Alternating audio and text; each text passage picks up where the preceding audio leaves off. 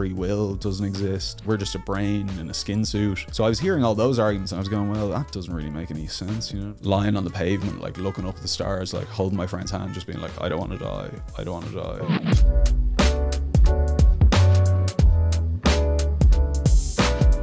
So today we have Mahan McCann from, is it McCann or McGann? McCann. Yeah. McGann's a car. It's Renault Make It. Yeah. Mahan McCann from Rathfarnham in Dublin. Yeah. You're a philosopher doing a PhD in philosophy? Yep. Yeah. I studied philosophy in UCD.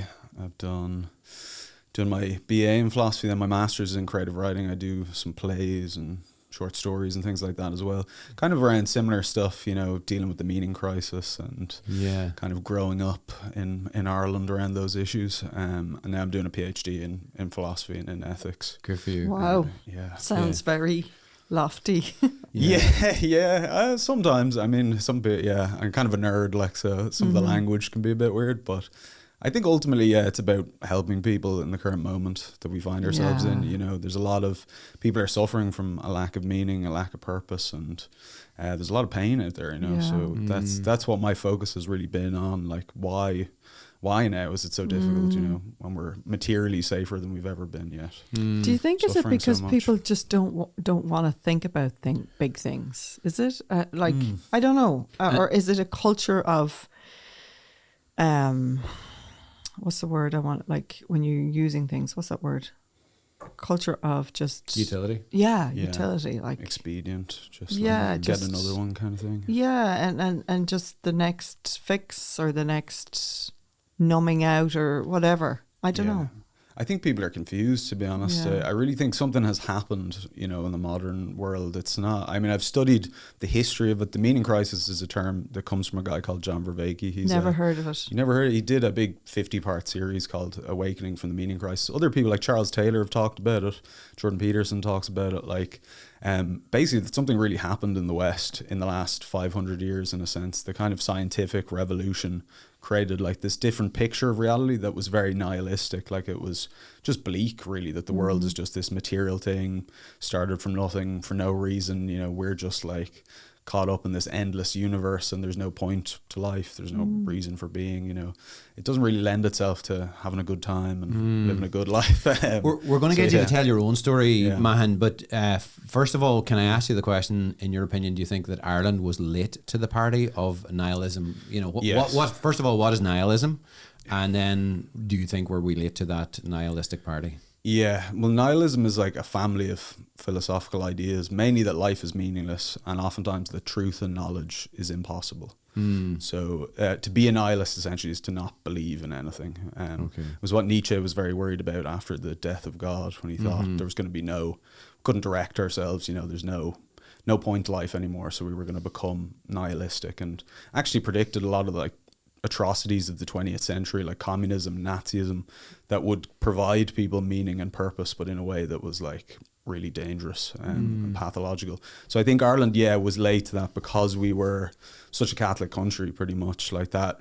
I mean, to be in a living faith within the Catholic kind of story is deeply, deeply meaningful. Like you're not going to have a meaning crisis in that sense. I mean, there's other, you know, challenges, but I think that protects you essentially from that. Yeah. Sorry, just before you do that, like I'm listening here and I'm like, I thought Nietzsche was bad.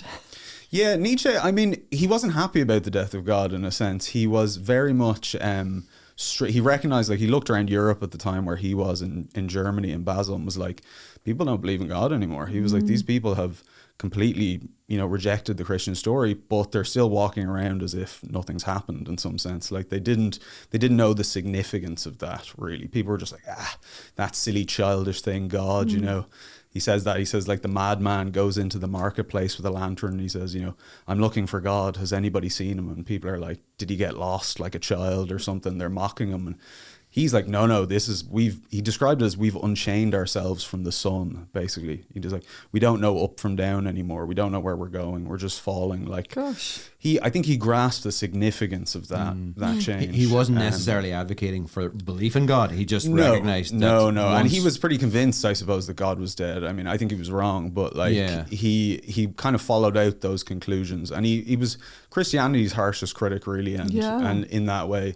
But I think he also grasped the significance of what it would mean to live without it, which a lot of people don't. Maybe a lot of people are kind of like that's so interesting, whatever. Actually. Yeah. You know, like the whole concept of God can use anything for good. Even Nietzsche, who kind of got a little bit askew. Yeah. There was a lot of good there in what he said. I think so. I think Nietzsche's criticism was so intense. Sometimes people who fall into nihilism will often turn to Nietzsche, like he's the kind of patron saint of undergraduate philosophers that have a meaning crisis. And so you'll go to Nietzsche, and then when you try and follow out, so his solution to the death of God was to become the Übermensch, he called it. What does that mean? The overman or the superman. So it was like, he thought it was a being that could create their own values, essentially. We have to make new values again, make our own morality, which I often say is like, was first suggested by a snake in the Garden of Eden. It's the same kind of idea. Yeah. And so when you try and do that, when you try and live, make up your own laws, make up your own values, you'll just end up in bits, essentially. Like, you know, value is something that we identify. You know, there is rules to life in a way. There's a built-in morality. The example I give, like, we'll probably talk about my story a little bit, but like, I became very nihilistic as an undergraduate in philosophy and started drinking a lot and partying all the time, basically just to like forget about it. So I was going out all the time, I was drinking, I was partying, and I thought, like, you know, God is dead, you can do whatever you want. But I still got anxiety, I still got hungover, I still got depressed. You know, my actions had consequences built into them in some sense, and I couldn't get away from that. Like, whatever I did resulted in the fruits of my labor, I suppose, were terrible. Like, so that's something Nietzsche kind of just doesn't really. He's just like, yeah, you can do whatever you want, but it's like, but things will still happen based on that. You know, they'll be good and bad. So yeah, I don't know, it's a bit of a tangent, but it's yeah, very, it's so interesting. Thinker, yeah. And so I'm thinking it's kind of almost like the whole, you know, the early Christian heresies, Gnosticism and Donatists. Like, it's like, oh, there's another God, and he is separate to God, and history repeating itself. So just to put us into context, do you mind me asking what age you are? I'm 31. 31. You look like you're 24. Oh, really? Yeah, nice. We could be your parents. And just to put us into context in terms of genealogy or whatever you want to say that in terms of chronology. But we want you to tell, because I think your own story is very, very interesting. Your background, we don't know your parents. We've only just met you. I watched a few podcasts of yours, and a good friend of ours, Fela Columba, said you should have Mahan on, and hence I reached out to you. But it's a pleasure having you on. I'm really excited to hear your own story. To put it in context, your parents were both atheists. You were brought up in an atheist home. So I was born in 1994 in Dublin. Both my parents would have been raised Catholic in Catholic homes, but then kind of lapsed and were like, you know, didn't believe it anymore and wanted, which I think they were kind of early adopters in a way. Like, they were, because at the time it was like 2% of the population were non-religious versus now it's like 25%. So like it was kind of the start of that really in the 90s. And so they were like, okay, we don't believe that stuff, so we're going to raise them without religion, essentially, was the idea. It was kind of like do something else pretty much. And so we were raised, my kind of default assumption was that God didn't exist in a way that maybe people who are raised in Catholic homes assume God exists. I assumed God is dead, basically. It was like... Were your parents religious about that belief? Oh, totally, yeah. No, I mean, I've had this, maybe we'll get into that a little bit, but I think there was a sense of like, you can just throw this out and, you know, you don't have to replace it with something in some sense. Charles Taylor called it the standard God is dead theory, I suppose, that science killed God, basically. Like, God was like a big object in the sky, and we got telescopes and we could look up through the clouds and there was no heaven, there was no God. So like, that's that done pretty much. And so like, my mom recalls when I was a kid, because I grew up in a parish, the parish of the Divine Word. So all my friends went to mass, they went to, you know, got communion and baptized, and we were in the car together and they were asking like, why don't I go to mass? My mom said, I was like 6 or 7, I just turned around and just said, because God isn't real. Like, That was my Was she proud? default. I'm sorry. I think she was even kind of shocked. Like she was like, "Whoa, okay, yeah." Like easy. But I guess when you're raised with that, you're like you're just like, yeah, that's the case, and it's kind of destabilizing in a way because if you're told that, you think everybody else is delusional. You know what I mean? Because it's like religion's a human universal. There's very little people who are in quote unquote non-religious, like, so you're kind of like everybody's crazy or something. Like everybody, I remember with Ash Wednesday before, people were going around with the thing and I didn't know what that was, and I thought people had been like abducted by aliens or something. Like I was like, I don't know, because I was I was never in a mass till I was like 27, 28 years old. Like, so wow, it was very alienating, I would say, to be within that culture. And there's kind of a conspiracy theory. I had all those critiques of religion, you know, the Freudian, like it's like childish wish fulfillment, or like Marx, it's like just a power structure that controls people and all this stuff. But the kind of underlying was like, it's a fairy tale. People were told to either make them comfortable or it's like a lie. And we were like the forefront of people that were rejecting it. And so like everybody was going to do that eventually or something. It was like we were leaving like the darkness of religion and superstition for like the light of science and reason, this kind of And narrative. Was that part of the normal narrative in your house? That's the underlying, that was the assumption, yeah, I would say. And I think more broadly, like I think it's the modern kind of secular assumption. Like people will say like, oh, you still go to mass, or oh, you're still a Catholic or something. Because there's this narrative, Charles Taylor called it the master narrative progress. Who's Charles Taylor? You don't know Charles Taylor? He wrote a Secular Age. He's a Canadian philosopher. Brilliant philosopher, era? Man. He died in the late 2000s, I think. So he would have been born maybe in the 1950s. But he wrote like the best account, really, I think, of the secularization of the West, this huge tome, The Secular Age. But he talks about modernity having a master narrative of progress, that it's like we're always progressing away from something, you know, it's always this kind of revolution, you know, innovation, the new thing comes along. Gosh, it sounds like so what you were familiar. talking about, Sheena, yeah. But I think it was really raised with that idea of like, oh, this is old news, we're the new news. But then, you know, progress kind of, you keep going, you're kind of like, where's this going? Like it's things don't seem to be getting better, but you kind of lose faith in the progress. But that was the narrative, I would say, that I was raised with. I'm thinking of was it Tolstoy wrote about the agricultural revolution in Russia, and it's like, jeepers, that was so long ago, you know, and he could see, oh, there could be a problem here. Do you remember that, Anna Karenina? I read the book. I don't remember the book. Yeah, but I read the book. It's like often progress is not good. No, or we don't know if it's Not that it has to be one or the other.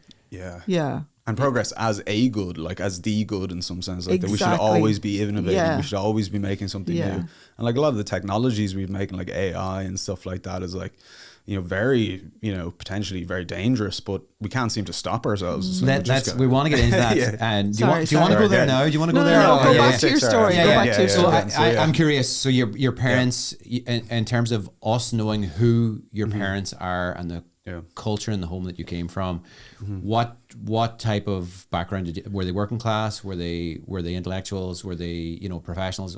What are they? Or, well, they're both really like have great virtues. I mean, as people, we're great friends. Like now, I think, as well as just being my parents. Like that. Isn't that great to be able to say that? As you get older, you know, you get to know each other as people, and like, I have a great relationship with them. Like, and they both have they're both like lifelong learners, I would say, in a sense. Like they love learning, and they love, you know, my dad's a writer as well. He writes a lot about Irish history and about. He's very very like interested in reading and teach himself, but from a very working class background in Belfast. He's the most working class place on earth, he said, Turf Lodge in West Belfast. Totally. So, comes from that background, but always has this like attitude of development and learning and anything to the stuff, journalist McCann, Eamon McCann, the journalist. No, possibly. Yeah, he was big in the Troubles.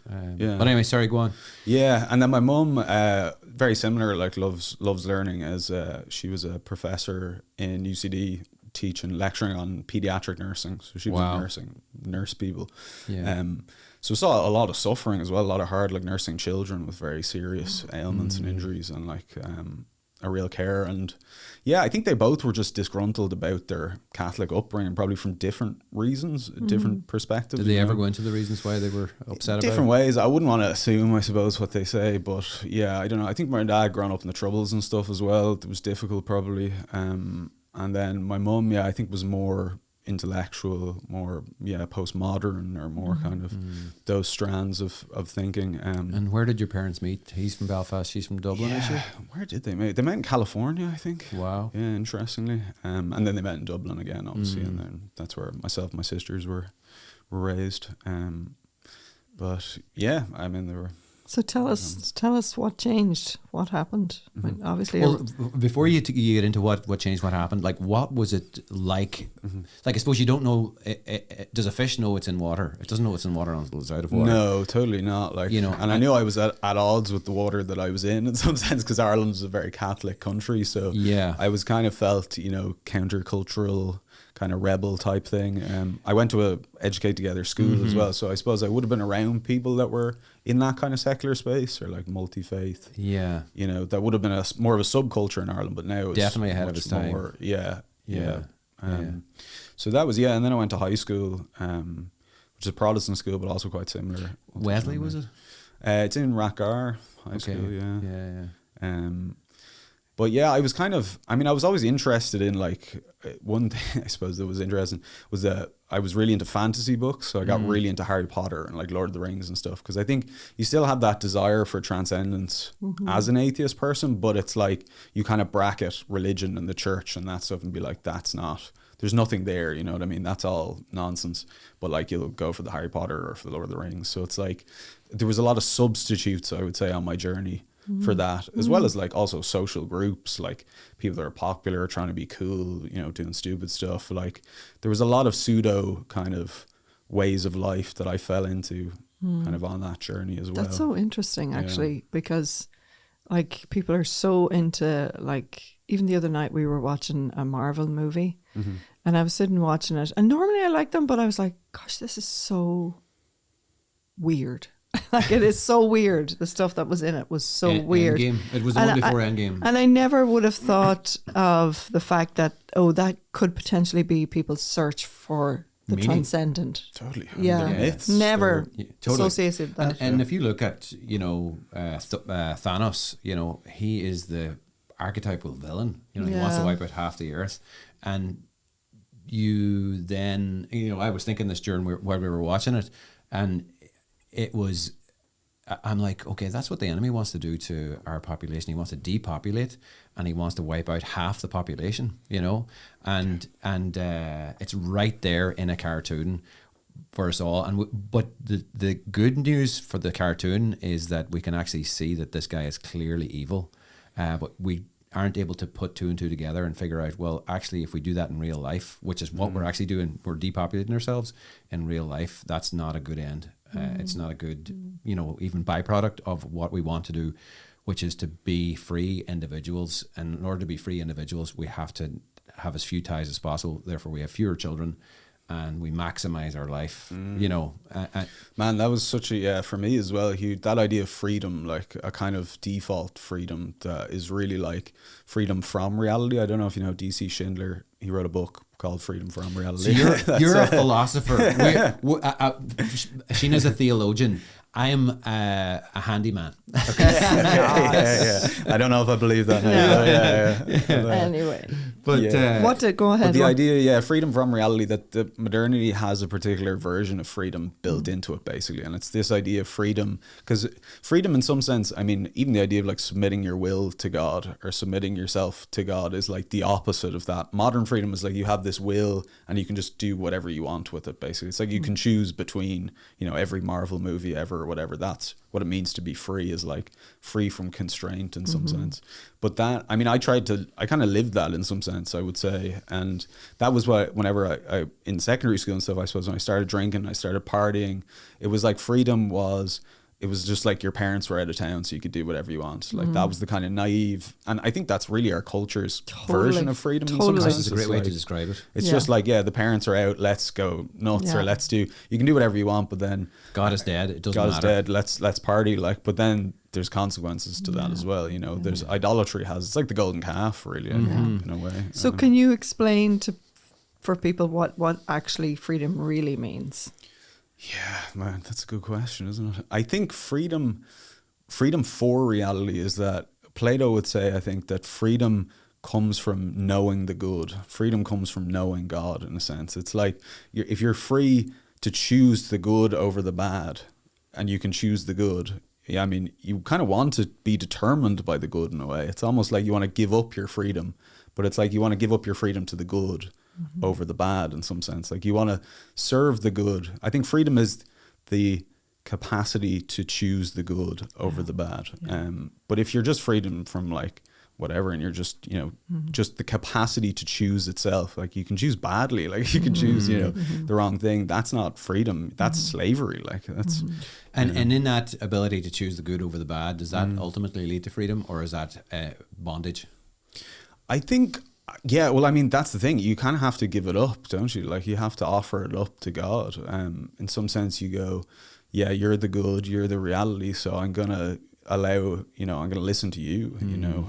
Yeah, and you're a good father, and you know what's best for me. And so, like a child, I'm gonna do what you want me to do, because you want me to flourish. And for human flourishing, that's what freedom means. And you recognize our own insufficiency, I think, in a way, of our own lack of knowledge of what's right and wrong to some level, because that's the snake in the Garden of Eden, isn't it? Like we're the authors of good and evil now. It's like you eat from the fruit, we can decide what good and evil is. That's what Nietzsche wanted us to do as well. It's like we'll make up what good and evil is, but we don't make good and evil. I mean, good and evil are independent of our wills. You know, we can serve one master or the other. You know, Christ said you can't serve two masters. So, you know, that's been my impression, is that freedom is, I don't know, even the character to serve the good one over the bad one. Because I certainly served the bad one enough time and didn't really get anything.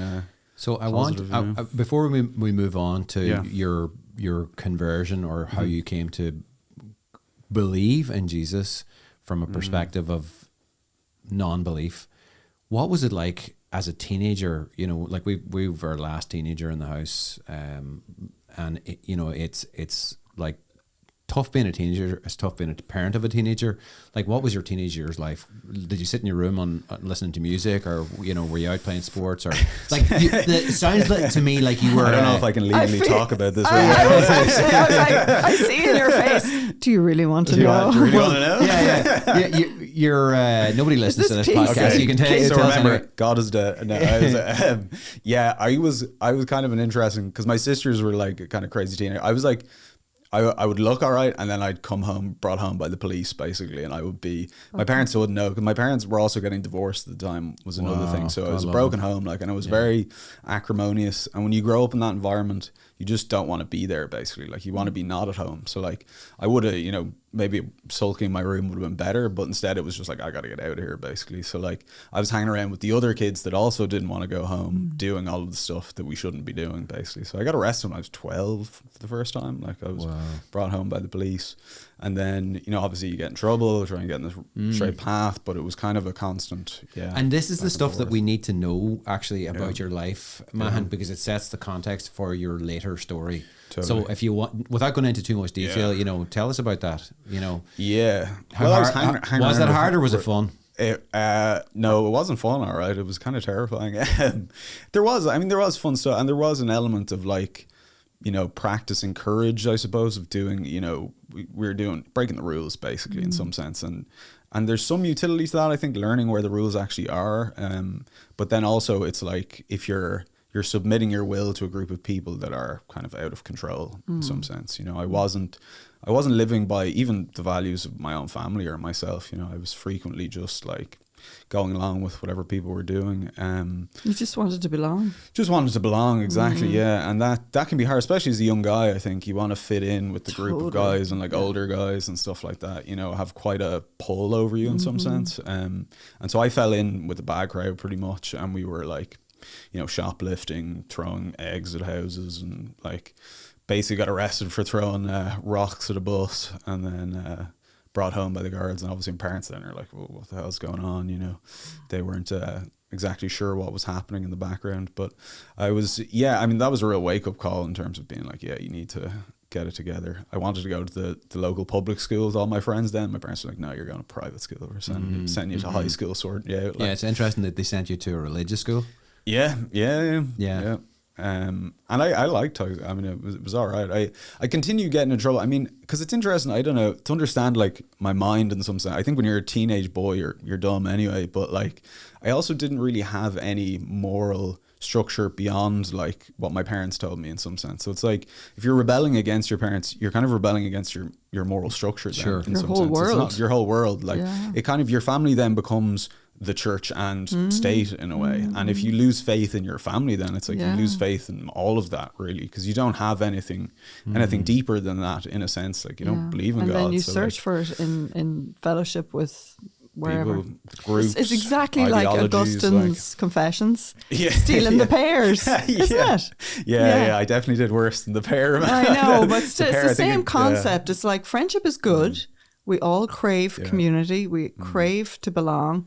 Totally. But sometimes we find it in the wrong places. Yeah, and people that are hurt tend to kind of pull together in a way. I tend to think like there's different economies of people, and people that have been hurt and have had those experiences when they're younger of like difficulties in their family. You want to be understood and you want to be with people that are like you in some sense, but they're also the people that have those problems. Like, so you get, you can fall into a bad group very easily.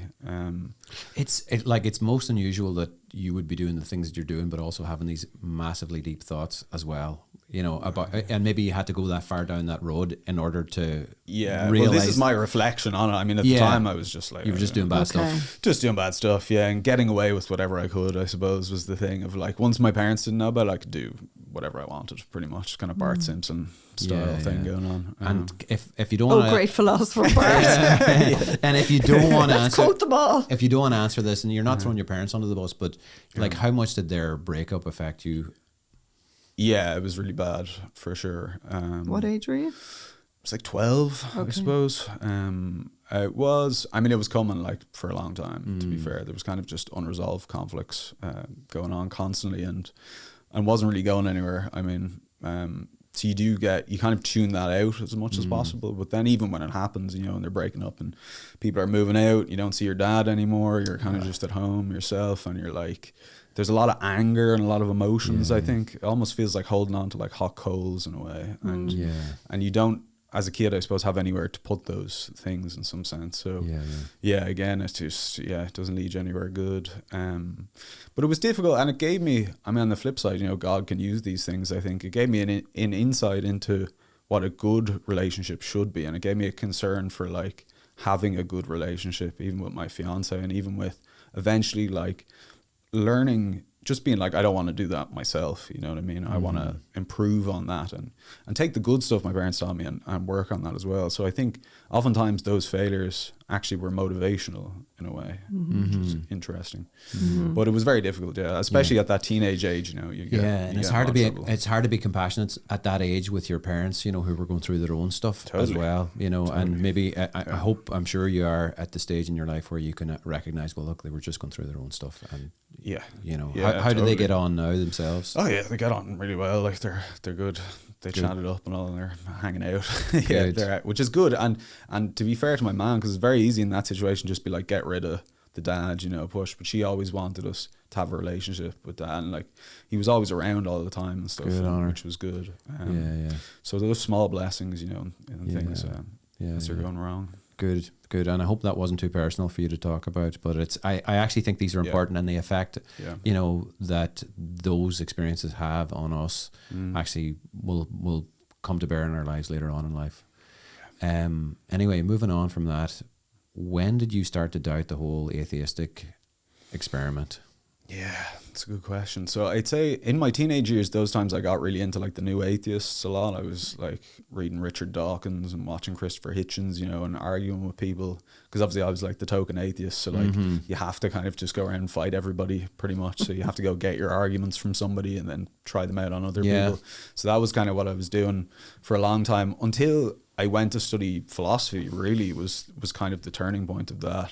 During my undergrad, in UCD in my undergrad, because then you start reading philosophy basically, and because of I was an atheist, I could only really read atheist philosophers in some sense. You're limited by the last 300 years or so.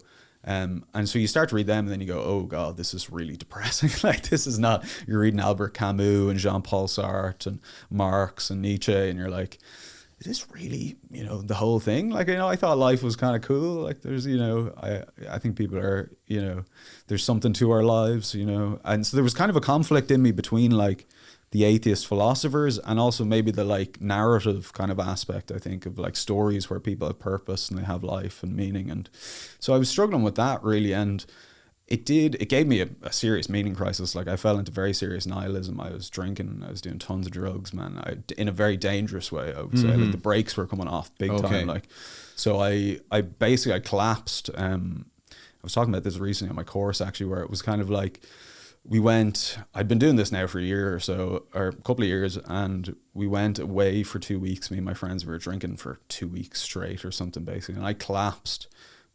Thought I was having a heart attack basically. So I was like completely white, like my vision was going. I was like collapsing. I remember like lying on the pavement, like looking up at the stars, like holding my friend's hand, just being like, I don't want to die, I don't want to die, like over and over. And now I was just having an anxiety attack. I wasn't actually going to die, but in my head I was like, you didn't know that at the time. I didn't know that. I thought this is it, and I've screwed this up basically. I haven't done a good job here. And so that was a real wake up call of like, this is, you know, I'm going a bad way here. Like I developed an anxiety disorder from that. So I was having anxiety, like every time I left the house, I was having anxiety. Agoraphobia kind of thing. Yeah, exactly. Like panic attacks. And that was like, so I kind of turned to psychology then a lot and was like thinking like, well, why is this happening? Like, how do I understand this? And I went to therapy for the first time, which was actually helpful. Fantastic. And like, yeah, started reading about this stuff. So I turned from the philosophy really more to psychology. I got very into Carl Jung, who was really interesting because he's a very liminal figure. He's kind of between, but he brings a lot of religious mythic ideas in essentially. So like I started doing dream analysis, and through his kind of arguments, probably was the first time I ever took religion seriously in some sense. Wow. Like Peterson's big into Jung. Yeah, Peterson. Yeah. That's how I got into Peterson then as well. And that was really, so like after that, this was like my early 20s. I'd say I stopped being an atheist maybe like 23, 24, where I was like, I actually wouldn't identify as an atheist anymore because I was like, I didn't know, but like there was too many holes in the atheist story at that point for me to be like, and also another thing I should mention, I suppose, was that atheism, so when you study philosophy, there's a thing called ontology, which is the nature of existence. It's the subject that studies the nature of existence. And so when you study ontologies, atheism necessarily leads to materialism. It's like, how do you account for reality as an atheist? Because in the religious worldview, reality is God. God is, you know, he's the original, we're the images. So for atheism, it's like, if it has to be materialism is that only matter exists. You know, the physical world, it's what's in physics, it's what's in time and space. If just that exists, and then you have all these problems like free will doesn't exist, consciousness is just like random firing of neurons, we're just a brain in a skin suit, you know, none of this is real. So I was hearing all those arguments and I was going, well, that doesn't really make any sense. You know what I mean? I know I'm conscious, first of all. I've made decisions before.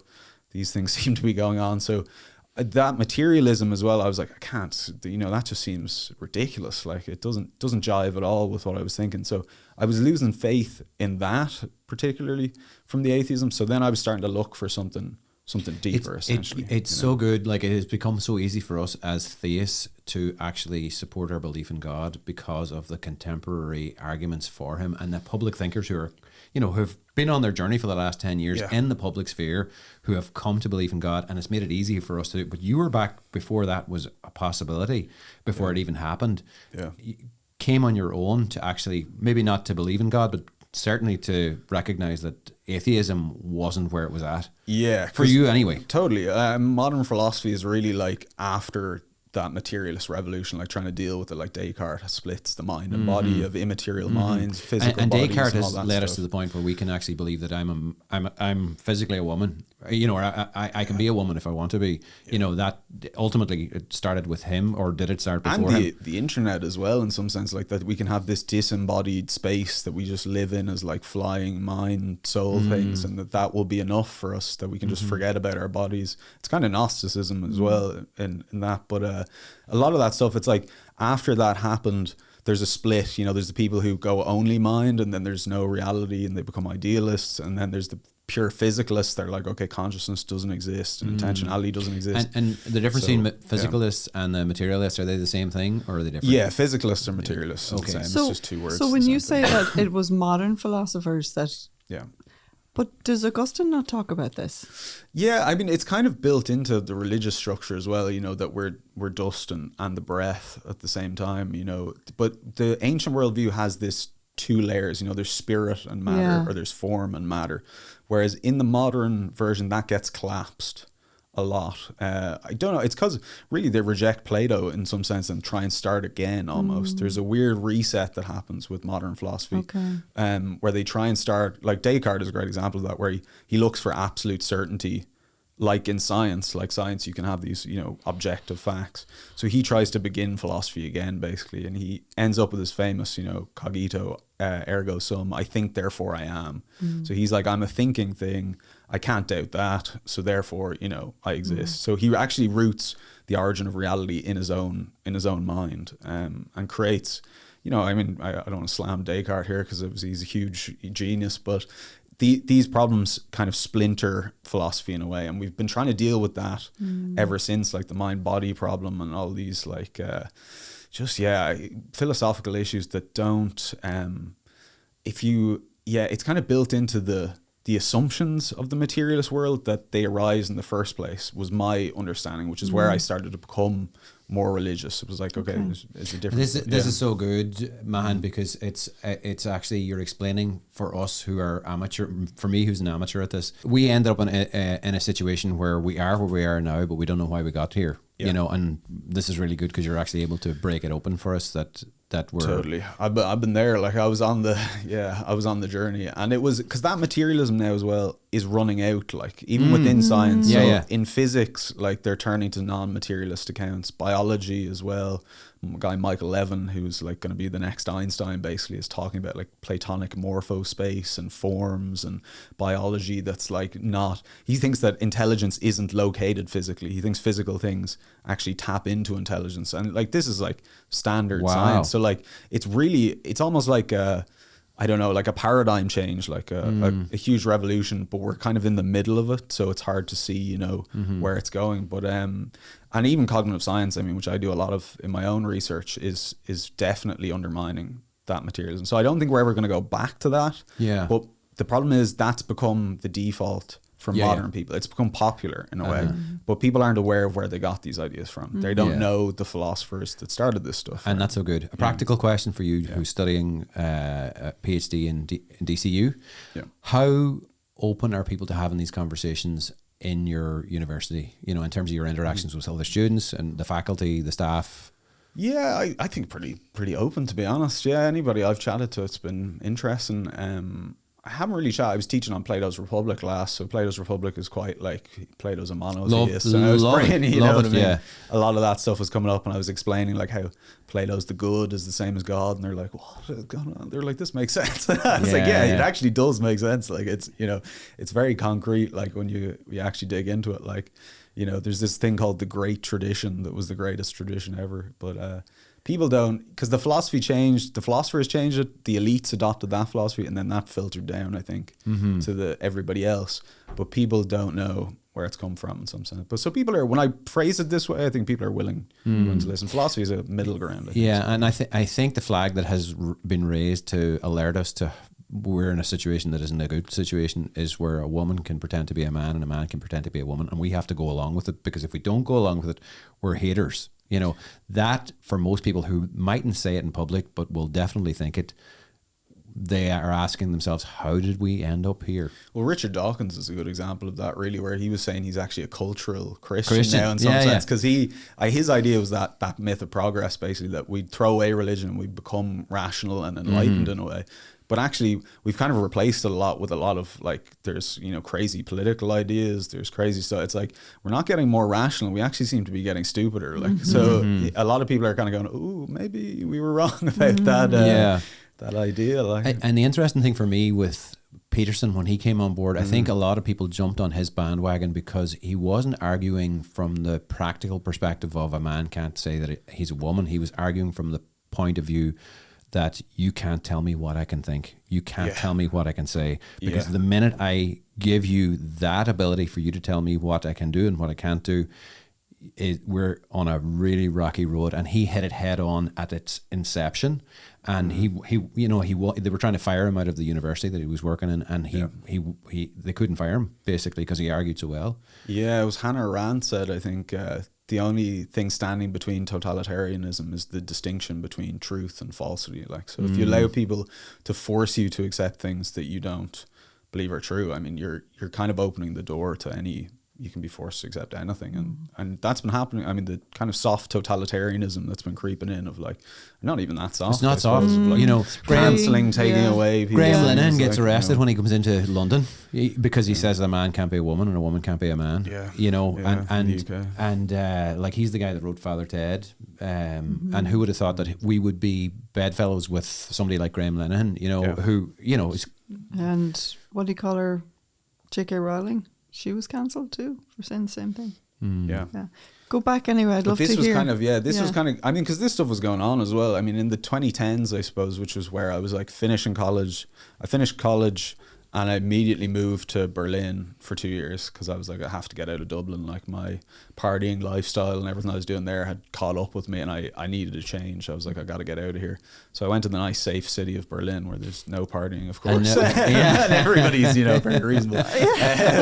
Which might have been a bad idea in hindsight. But I love Berlin. Yeah. I think it's one of the greatest cities. Everybody should visit Berlin. And actually, a lot of my friends I lived in Berlin with now don't drink and come to mass with me, interestingly. It's kind of like a smoke the whole pack kind of thing. You know, if you smoke and you have to smoke all of them, and you get, like, when you see what happens in Berlin, you're like, okay, maybe we need to, That's so interesting. Were the Irish living in Berlin? Or a lot of Irish, man. Yeah, at the time, loads of my friends moved to Berlin. Wow. For some reason. There was a huge, like, most of my friends were Irish, man. I didn't meet that many Germans. But a really interesting city. And Peterson then came on the scene, obviously, and because I was into Jung, I heard like this Canadian psychologist is talking about Jungian ideas and stuff. So I was like, okay, I'm on this. And so I read a lot of his work, watched all his lectures and stuff. And I was like, yeah, this guy seems to have the answers that I was looking for, in a sense. Because his work is really on the meaning crisis. I don't know if you ever read Maps of Meaning, his first book. No, I didn't read the first one. That's like where all the other work kind of comes from, really. If you read that, I mean, it's torturous. He said he wrote it like 3 hours a day for 15 years. Like, he rewrote every sentence 50 times. Like,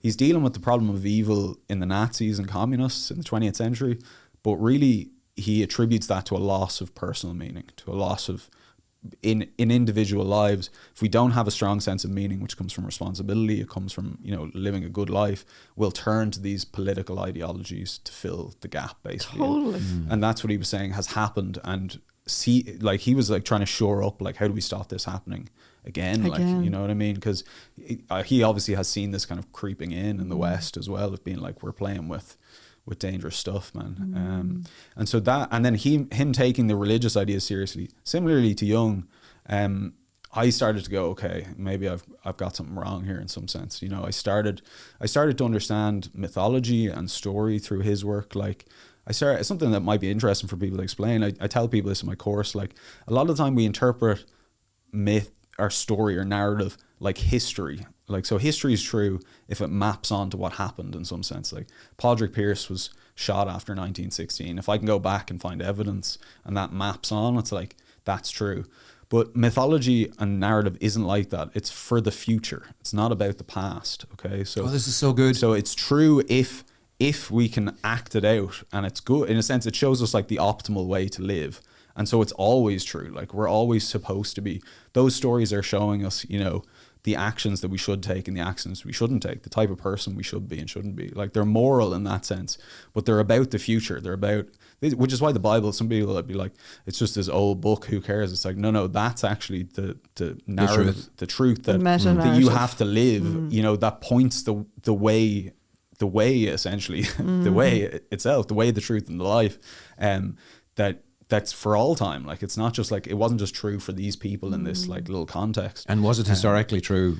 But then there is, because Christ is like that in between, where he is a historic, like, he did those things, but then he's also, the meta narrative. Yeah, the meta narrative. Yeah. Like, and so, but that's why it's meta true in a sense, because he did that stuff. He's a real guy, but also he is the fulfillment of all of the prophets and, you know, the way, the truth, and the life. The law. Yeah. So for me, starting to realize that, I was like, oh no, it's all true. It's like everything. And even about mythology, like I started to understand like polytheistic myths and stuff and like those kind of stories as well. And I realized that those stories were attempting to keep us on track, basically. You know, they were explained to us pitfalls in life that were like, you could end up in a really bad place. And I'd ended up in a really bad place. And I kind of had done that without thinking about it in some sense. So I was aware that was possible. But I just kind of pierced back into the tradition of the West and was suddenly like, wow, okay, this is where all the gold is. You know, I've been kept away from this in my life because of people that just didn't, and not just my parents, like the whole culture, in a sense of being like, we're moving away from all that. That's all, you know, ancient history. Like, you know, that idea of innovation, of rebellion, it's always the new thing is the good thing. It's like, no, we actually need to catch up to the old thing. Was there a part of you that, you know, when the truth was starting to dawn, was there a part of you that was like, oh my goodness, and then not wanting to go any further, or did you want to go further? I was definitely like, oh no, especially I suppose with Christianity, where I was like, oh shit, I'm becoming a Christian. Like I was like my enemy, like I've become what I've hated this whole time. Like, you know? Was there a backlash? There was a bit, but at the same time, it's so good. You can't really be, you know, it's almost like, you know, when you learn something, you can't unlearn it in some sense. You could imagine what it would be like if you didn't learn it, but there's no way to unlearn something that you've learned. You're just like, yeah, I know, like I have knowledge of this now. So there was no, and I think I was seeing such gains in my own life, and people were like, you're doing way better. Like people are like, you're different. Like you've changed. Like you're not the same self-destructive kind of person that you were before. You're like, I was making gains, I was accomplishing goals, I was getting healthier, you know, I was having better relationships, and people saw that and people were like, oh, maybe I should do some of what he's doing. Like people were noticing it. And so I think in that sense I was like, yeah, I got to keep going. Like I'm on the right path here. But I just didn't actually know what the right path was. Like I was lost. Like I was really in the woods. So we're at the stage now where you've come to the conclusion that this Christian thing is real through meta narratives or stories or you know, whatever, a whole jumble of quite a kind reasons. of Peterson Jungian type deal. Yeah. And so what do you do with that? So, well, at first I was just, I suppose, improving myself and trying to get better. It was a very self-improvement type deal, which was good. I mean, I learned, you know, did some asceticism. I was dealing with my various addictions and problems, and like that was positive. But then you kind of come to the end of that as well, and you're kind of like, okay, well, what's, you know, the next thing? And I started to see, so I suppose in my own, maybe in lockdown, well, I quit drinking in lockdown in 2020. So like I haven't drank for 4 years. So that was a big kind of, because I wasn't an alcoholic, but like it structured a lot of my life and relationships and stuff. And so taking that away, you're kind of like, well, okay, I got to know myself in a new way now. And that then I started getting into, I kind of went back to ancient philosophy a lot. So I got into Stoicism, I got into Plato again, I got into philosophy as a way of life, kind of, you know, almost for the, you know, self-improvement aspect of it. But then I started to get into the ontology again, into the philosophy stuff that I ignored as an undergraduate because I was like, oh, these old guys, they don't know nothing. It's all the new guys. And so through studying that, then I was like, oh, this has all the answers. This has a lot of stuff. Because that problem with Jung and Peterson is their lack of philosophy, really. Like Jung himself really wanted to be a doctor. Like he wanted to be a hard-nosed doctor because he was dealing with very woo things as well. So like he was kind of rejected a lot. So he didn't want to be labeled as a philosopher. Like that would have been the worst thing. What does woo mean? Woo, like he do a lot of spiritual stuff, a lot of things that like hard-nosed scientists would be like, don't even look at that. Like things like precognition and like, you know, synchronous events and like spirit, like paranormal things. And so he was didn't want to be labeled as a philosopher, as a thing like that. So he ignored the philosophical tradition really, and psychologized a lot of it as well. And he psychologizes Christ in a way. I mean, and do you think Jordan Peterson's doing the same thing? He kind of does it a little bit as well. So. Yeah, it's a struggle. It's Christianity without Christ. Is what Jordan Peterson does. It's a little bit, and I think it'll get you so far in a sense, but like it's a gateway. Yeah, there's a kind of jumping off point. And for me, studying the philosophy, I was like, you don't even need to, Jung, I don't know if you've ever heard of his journey of individuation. So I might have done, but go ahead. So he creates a myth for modern people, basically. He thought his patients needed a myth to live in, and he finds it in medieval alchemy, which was an early kind of proto-science. I don't know if you know of alchemy. They're trying to make a philosopher's stone that will turn lead into gold, basically. It's in this kind of ancient idea, but he thought it was a metaphor for psychology, basically. Sounds like Harry Potter. It is. Harry Potter is based on that. But so he took that, basically, and he made his journey of individuation, which were these stages of development, basically. And the end goal of individuation was what he called the self, connecting to the self. He described the self as like the sun and we're the earth in some sense. And in very godlike language, he called it the archetype of the archetypes, in a sense. Like that's like the form of forms. And was really, I mean, he's talking about what Plato called the good, which is what Christians call God, but he called it the self for some reason. I think it was a Hindu thing, like Atman and Brahman. And so that makes it confusing. And I think he was trying to avoid it looking religious, basically. He was trying to sneak it in. So like modern people would undergo this religious transformation without being like, this is religious. So I think even Jung himself was getting to that, because that's transcendence, essentially. I mean, you have to have that goal of the good.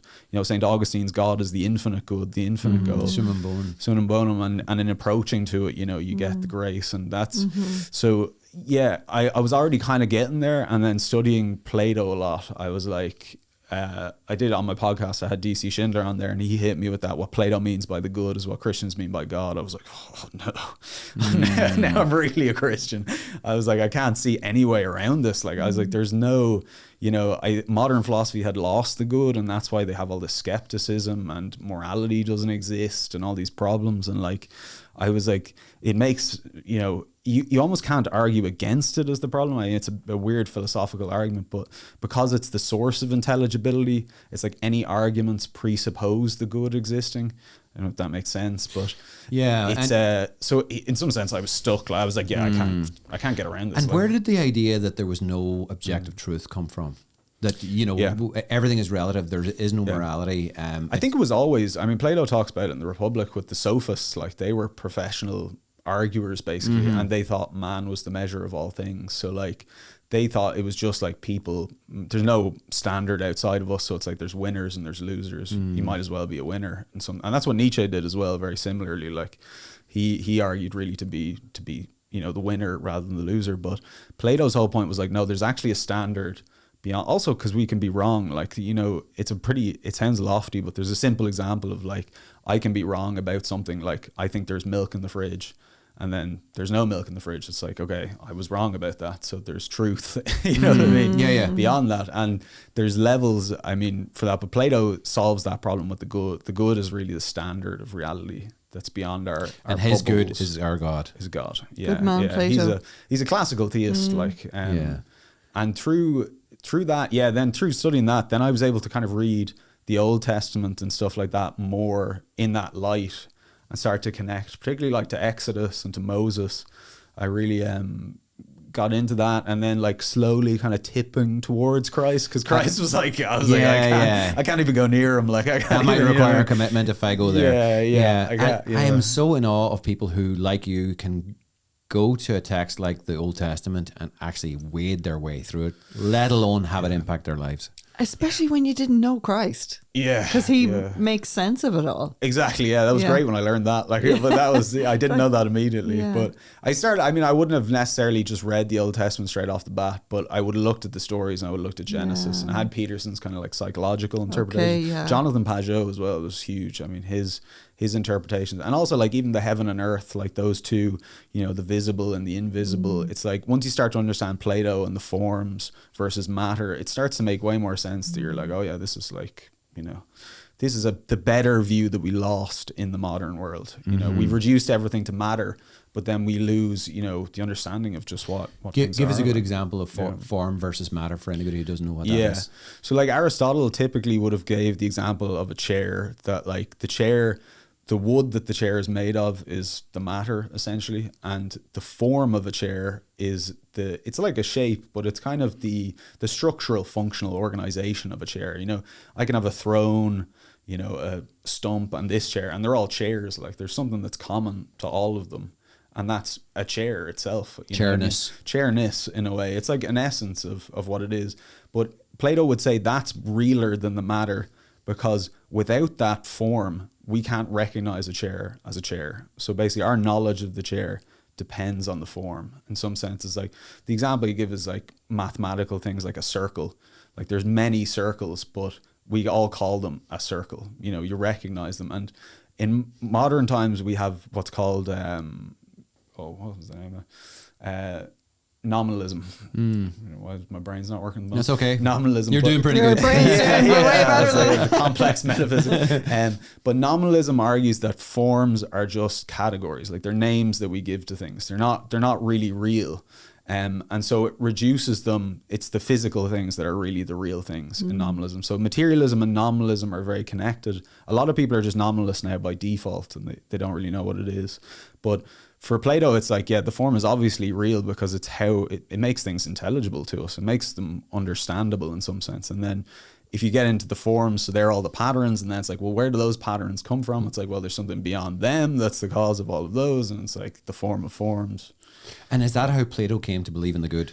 Yeah. So the good only ever comes up in the Republic in Book 5. So it's at the highest point of the dialogue. He talks about the highest. I love the Republic. Highest point of it's brilliant. I mean, it's an amazing, such an incredible book, and it answers all those questions. Like he's dealing with the problem of relativism, really, and materialism, I would say.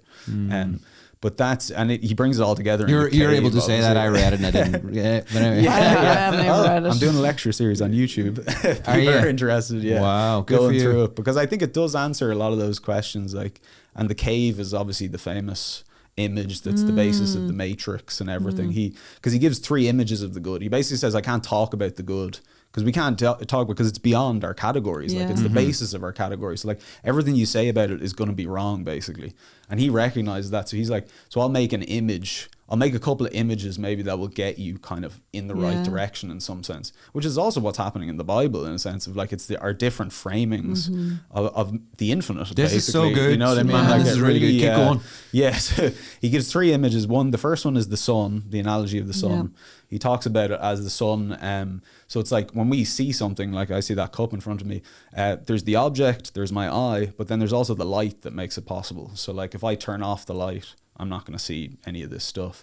So in a sense, our sight is a relationship between the object and the eye, but there's the medium of the light that makes sight possible in a sense. And that light has a cause. In Plato's day, there was no electricity, so it would have been the sun. So he says basically the good is like the sun in the intelligible world for our minds that helps us to grasp the forms. It makes it possible to grasp them, basically, in the same way that light makes it possible to grasp a cup in front of me.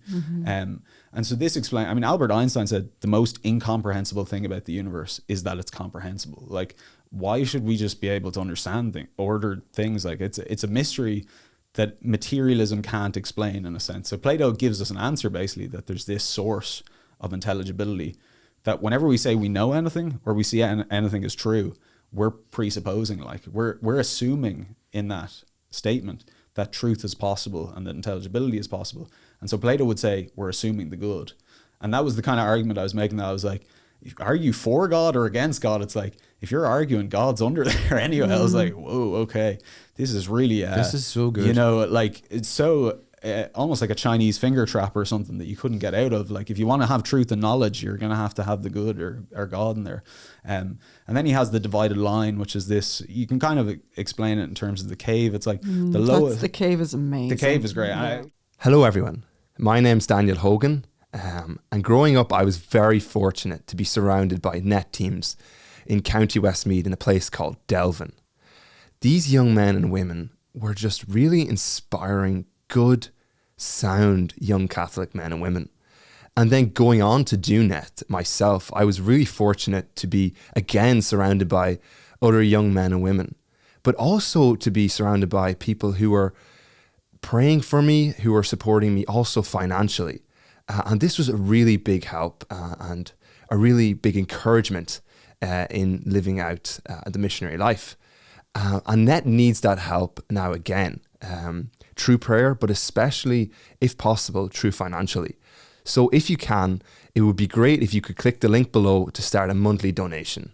God bless. Explain the cave. The cave. So the cave is Plato gives this thought experiment to explain basically human perception and our nature to our connection to reality. So he says that we're like people in a cave basically, and these people are all shackled to the ground. Their necks are shackled behind them, and they stare straight ahead basically at a big wall that's like almost like a screen. I mean, with the internet and stuff like that, Plato's cave is even more relevant. But basically, shadows are cast on this wall. That's true. You know, and people look at this. These people have been raised in this cave. They've only ever seen the shadows, and then they hear the echoes of people walking behind them. So what the shadows are caused by people holding up different things, like a sculpture of a horse or a sculpture of something else or a person, and there's a fire that casts shadows onto the wall. So these people are their captors in the cave. But the people in the cave have only ever seen the shadows and echoes. So they have no comparative standard of realness. So for Plato, reality and illusion are relative terms. It's like tall and small. Like if I say Tony's tall, I'm comparing that to something else that's small. You know, you can't, it's a relative standard. So we know things are real by saying other things aren't real in some sense. Like if I saw a big purple elephant outside and I was like, did you guys see the purple elephant outside? And you're like, no. I'd be like, okay, maybe I didn't see it. Maybe that wasn't real in some sense. Or you'd go up and you'd test it. So we know reality and illusion as relative terms basically. So these people in the cave have no standard. They don't know anything else. They think it's reality. And then one person gets free, basically. So this is the philosopher, pretty much, for Plato. Gets free and sees the shadows, but then turns around and sees the fire that's casting the shadows, in a sense, and sees these objects that are the source of the shadows. So, like, the objects are more real than the shadows, because if you take away the objects, the shadows go away. So like it's almost like a reflection of a tree in water. The reflection is caused by the tree, so the tree is realer than the reflection for Plato. So the philosopher has this insight, has this experience of like a real pattern. They've realized, okay, causally these shadows are less real than the objects that are causing them. And this understanding helps them to get a taste for reality. It's like, okay, so I was wrong about that. What's really going on? Like, what's the next thing? And obviously then they see this light coming down from the exit to the cave, basically. So like the fire, the light, you know, they go into the light and to pursue this reality. They've realized they've made a big error, basically, in thinking the shadows are real. They want to learn more. They've got a taste for learning, but they're blinded by the light initially. So the light completely blinds them. They can't see. They have to stop. Let the eyes adjust. Then you go a little step further. Then you're blinded again. So you see a little more reality, then you can't handle anymore. Then you go again and you learn a little bit more. So that's how it's actually a kind of transformation, basically, of like a person, you know, in a small way, I don't know, example would be like if you're learning a new skill in some sense. It's like you're learning to do a new skiing or something. You fall over. It's really difficult. But then you get a little bit better and it's like, oh, I can flow this way. I can do this thing. And then you get a little bit better and you go to a more challenging step. It's like, it's a kind of learning, really, of changing our vision. Or even you could relate that to your own conversion. Totally. Like you're the entire time. Some truths are coming and it's like blinding for you. Yeah. Little bits, and then you kind of follow that golden thread in a sense of like step by step. Sorry, like go ahead now, because it's really good what comes next. But yeah, and so eventually when their vision is transformed enough, they get out of the cave and they can see a little bit outside of the cave. And the transition really is from sensory experience to the vision of the mind, basically, for Plato. So like the first thing they'd see would be like the reflection of a tree in water. So they'll see the reflection of a form. And then they'll see the tree itself, which is like the form of a tree. So we have like, you have the reflection of a tree, then you'd have a physical tree, and then you have the form of a tree. So the form of a tree is like a person who gets a PhD in trees and spends their whole life studying trees, has mastered like everything about trees. They grasp the form of a tree. It's not just like one tree, it's the treeness itself in a way. And then when you get good at that, then you can go on to the next bit, which is, you know, you see the light that's illuminating the form and you follow that. And then you glimpse the sun, he would say, and the sun is the good. So he's like, you can't look directly at the sun in the same sense that you can't categorize God. God is the source of all categories. God doesn't fit in our language or any of our, you know, our ideas or anything like that. God is beyond all of that. But you can have this experience of like beholding the good, is what he calls it. And he does say it's an experience. I think it's very similar to Dante's beatific vision in a sense of this and encounter. Moses, like the burning bush, again, you know, very similarly, you can have this experience and the learning gets you to the experience and the faith, I think, to undergo the journey, but that experience is possible. And then it's like, okay, well now, you know what I mean? Now I'm all in a sense. And then for him, that's the ascent. It's called the anagogic ascent. But then the philosopher has to return to the cave to free the other prisoners, to bring them out, basically. And unfortunately, spoiler, they don't want to be freed. They kill them. Which is like the divine commission, right? Once I bring you to the light, you have to go now and bring others with you, but you may be killed first. Exactly. And people that will willingly go to their death. I mean, Nietzsche said that Christianity was just Platonism for the masses, and he meant it as an insult, but I actually think it's the thing, because Plato is very elitist, it's very philosopher, it's very like heavy intellectual, but I think Christianity brings that and makes it possible for everybody. Like Augustine saw Plato glimpse the good, but Christ showed the way to it, basically. So he showed the path to actually do that for everybody, which is like the biggest thing ever. Like, you know, so for me learning that stuff, then I was like, oh, well, I'm going to have to get baptized now and go, you know, start practicing this Catholicism thing. Wow. And so you jumped immediately from theism to Catholicism. Yeah. Or so Christianity I to had kind Catholicism. of a debate about that myself. And so I was like, yeah, Christianity definitely is true, but then like which one, in some sense of like which. I thought a lot about C.S. Lewis's idea that Christianity is the hallway and you have to pick one of the rooms in some sense. So I was trying to figure that out. I knew the Protestant Reformation I didn't agree with, because I thought it put the individual conscience too much at it. And then, you know, every time you have a disagreement, you just fragment and start another church. Like it wasn't, I didn't think it was a good idea at all, to be honest. At a human level, it wasn't a good idea. It was just also, it's not unitive. Not unitive, and you set yourself up as the interpreter of the tradition, and like, why would you be better than all of the church? Like, again, you've come to this conclusion yourself. Yeah, that was my kind of observation of like the problems there of interpretation. So it was between really Eastern Orthodox and Catholicism for me, and so I was thinking about, and then Eastern Orthodox was like, you got to join it. It's either Russian or Greek in some sense. So I was like, if I'm going to have to pick on national lines, I might as well be an Irish Catholic. Like, I was like, it kind of makes, and there wasn't theologically enough. I know the filioque, obviously, and the questions about the Pope. I actually thought the Pope is good for the same interpretive reason that I talked about. That was like the buck stops somewhere. You know what I mean? You need, and you know, Eastern Orthodox also is kind of split across all these different dimensions, and so, and they're under the influence of the individual country in which they're situated as well. You know, the influence of Putin on the Russian Orthodox Church is massive. Totally, yeah. And the unity of the Catholic Church, then I was like, I think this is, and obviously that there's the great argument that it's the original church and the universal church. I'm tempted to go back and get you to explain what the filioque is. Yeah. Do you want to do that real quick? And why I mean, the Orthodox? My understanding of it is that there was an addition to the creed of that the Holy Spirit comes from the Father and the Son. That's the filioque, is the Son. And so that was the sticking point. That was the cause of the schism, I believe, between, I mean, I'm sure there was, I know that's the difference now, but that was my, when I was researching it, that and the magisterium and the Pope. And I thought, I mean, even after reading like the New Testament, like Christ does send the Holy Spirit on them as well. So I was like, I don't know, it wasn't a huge deal breaker for me in that sense. But you wanted to be an Irish Catholic after all of that? Yeah, I did. But I was kind of, because I was already convinced, I think, in that way. It was like step by step. So like, but I didn't know what to expect from the church. Like, I just hear, you know, horror stories from people all the time. Basically, that's what I've been told my whole life. Like, I thought the Catholic Church was like Darth Vader, like evil, like, you know, kind of the empire, like, and like, and then I go into it and it's just like really nice, caring people. Everybody's concerned. They're really like helping me out all the time. And bit by bit, I was like, I think I've been lied to. I think this is actually the thing that's keeping us from, you know, the apocalypse in a sense. Like, this has been the institution, the heart of our all of our. Can you think of any other institution with such an aptitude that has lasted this long? That, you know, its own, you know, it's not to say that the individuals within it aren't good, but together we are inept, and somehow we are in existence. Yeah, but I think humans in general are inept. I was just going to say, we're not perfect. Yeah, but what other institution is still in existence 2,000 years later? None.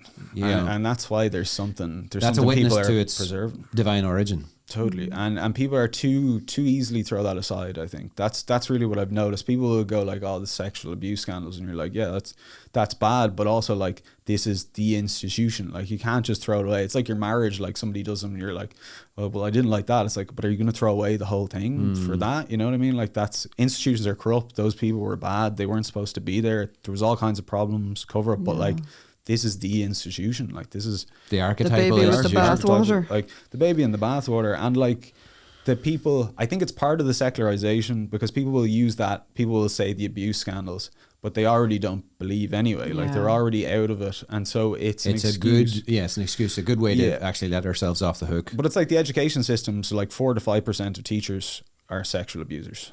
So you'll have issues in the army with sexual education, particularly has a lot of problems with sexual abuse, but we don't get rid of education, like the education system. It's like, you know, there's a difference between being like, there's that problem, but then we should get rid of religion, or we should get rid of. And do you know that statistically, or have there been studies that there are demonstrate studies that? on that? Yeah, on education, typically 4 to 5% sexual abuse across. I think it's 4% system. in the general population. Yeah, so it's something, because there's like 4 to 5% of people are psychopathic. Like so, you know, you're gonna have that, especially in a big institution, and I guess does that get encouraged or does that get dealt with and stuff? But I think using that as the reason to throw it out has a deeper purpose of like, you know, we want to get rid of it anyway. Exactly. We don't want it. I'd love to know how you felt post-baptism. Because if you arrived to where you did without the supernatural gifts of baptism, like it's like... Yeah, that's so interesting. A great question, by the way. Yeah.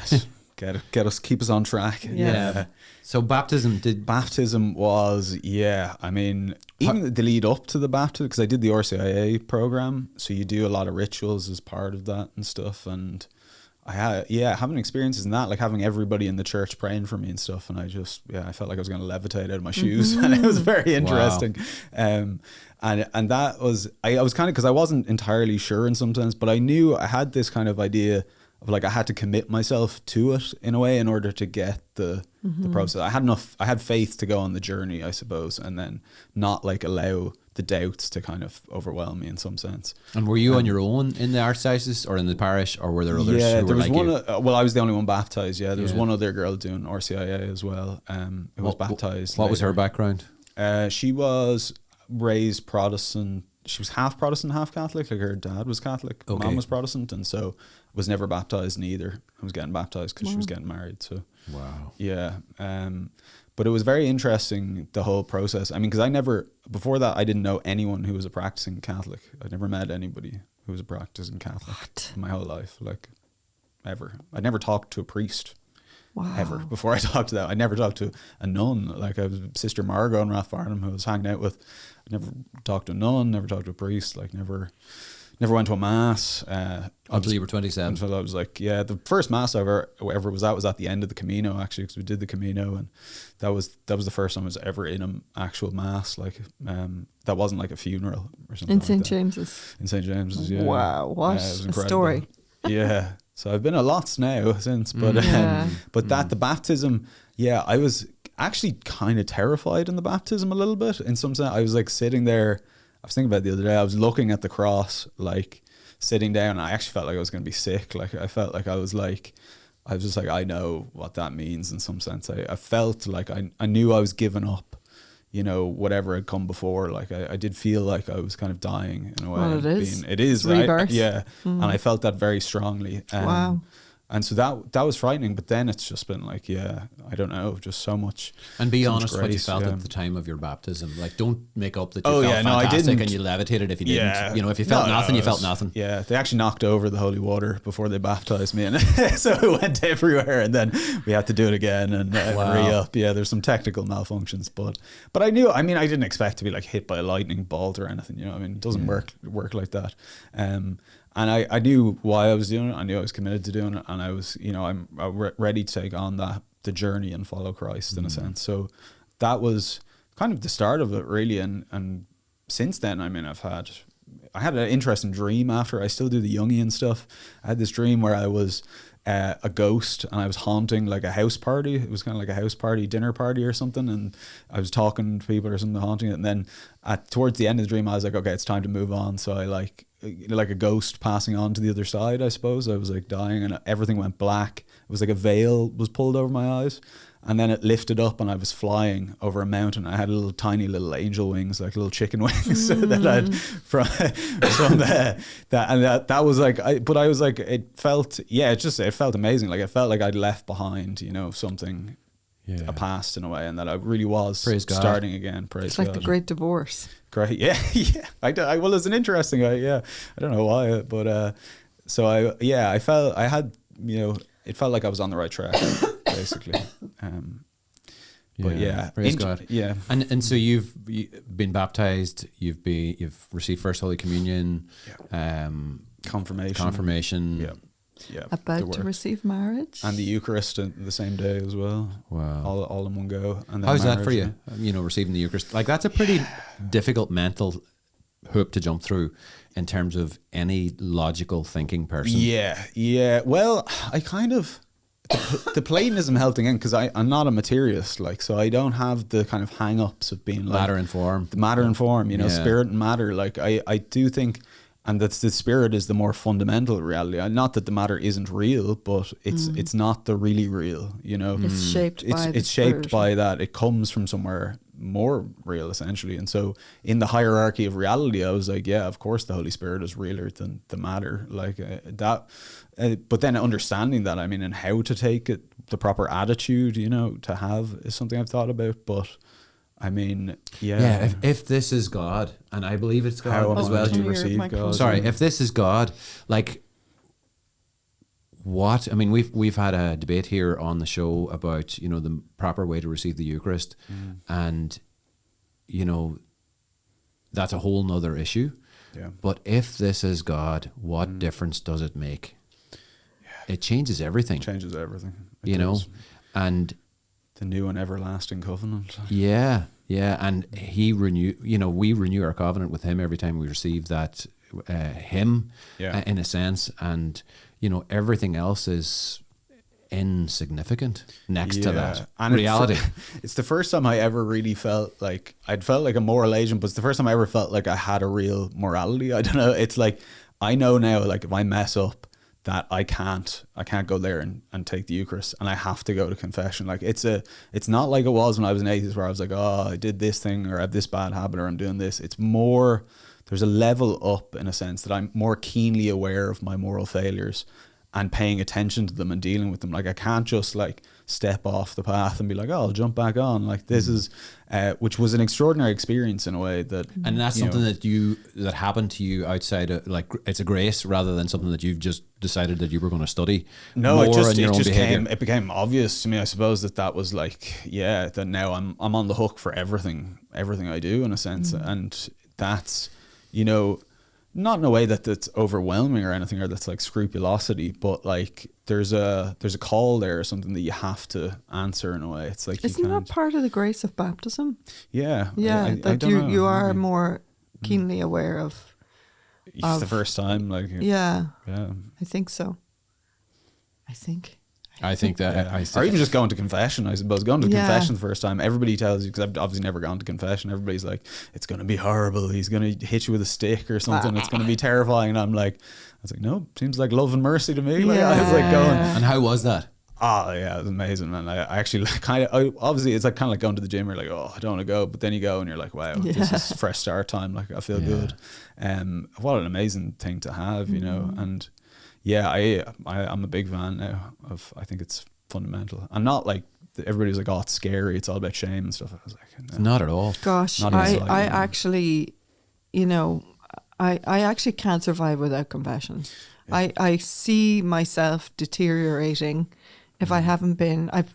Recently I've been trying to go every 2 weeks, and just this past month it was a month, and I was a flippin' narky cow. You know, and I knew it was because I was missing that grace from the sacrament. And I know where I go into this spirit of negativity. And so it's almost like a little, okay, it's time. And we're very fortunate. A very good friend of ours who's the curate in the parish does confession during the week. Just, hey, we're going to have confession after Mass in that kind of way, so informally. And there's a queue up every day. So he does it 3 times during the week. On top of confession on Saturdays. So, so great. We're sinners, we go, and it's so good to have it there available. Yeah. And even that, like, paying attention outside of confession to, like, what am I doing? Like, how am I being envious? Am I being wrathful? Like, having to pray for people that I have enmity towards is, like, the most. I'm like, how did I ever, I was completely unaware. Like, I was telling you earlier, I got a bad NCT result and I was like, praying for this guy. Like, you know what I mean? Like, 11 major failures.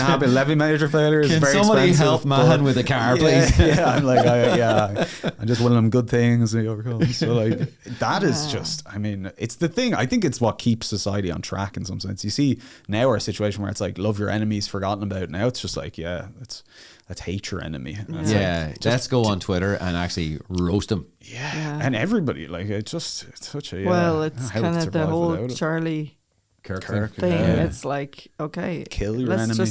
I was going to say, let's shoot. And then, in contrast to that, the reaction of his wife, to at the funeral, when it's still incredibly raw. She's just lost her husband, and she is telling the guy who's in prison for murdering her husband that I forgive you. Yeah. I couldn't do it. I know. I used to watch a lot of those videos, man. I don't know if you've ever seen of fathers forgiving the killers of their sons in Cork. There was one in Belfast, actually, guy. I think he was a taxi driver in Lurgan, was assassinated. Wow. And his father came out and forgave, and in a way that you were like, this is real. Like, this is him. Like, this is for God. Like, it's not faking it. Like, he's not doing it. And I mean, just like, where would you get that? Like, there's no secular government for forgiveness and love. Like, So if you go back to that whole awareness of your sinfulness and just like, where is the line between narcissism and introspective analysis? Of narcissism, as in like self-obsession. Yeah.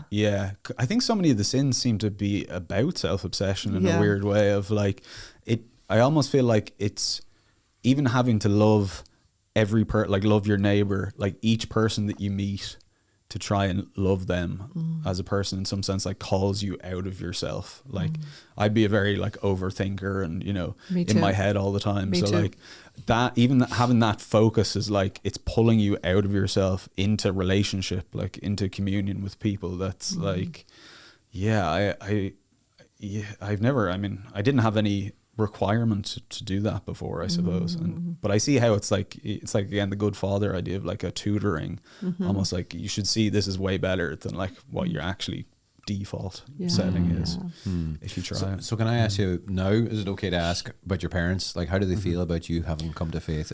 Well, my dad was actually my godfather at the baptism, because he's now come back as well. Thanks be to God. So he's been going to mass and that's so beautiful. So beautiful. Kind of independently as well. We kind of just end up like kind of met somewhere and we're like, oh yeah, this is because he was kind of similar. I think he went through like some of the Jordan Peterson stuff as well and was interested in that and like saw the changes that were going on, and so he's had his own journey in that way, and he was there for all of my sacraments and stuff, and he was my godfather. My mom's tougher nut to crack now. I do try convert her kind of bi-weekly, but she's still holding on at the moment. I've nearly got her to be a Platonist, and I think maybe that could get her there. And and that's not having a stress on your relationship with her, or is it adding to your relationship? I think it is a stress. I mean, it's a conflict in some sense, but she's also like, she's come to all this stuff, very supportive, and like, and we talk about these, like, we have very good conversations in some sense. So I think once we keep doing that, like, it's,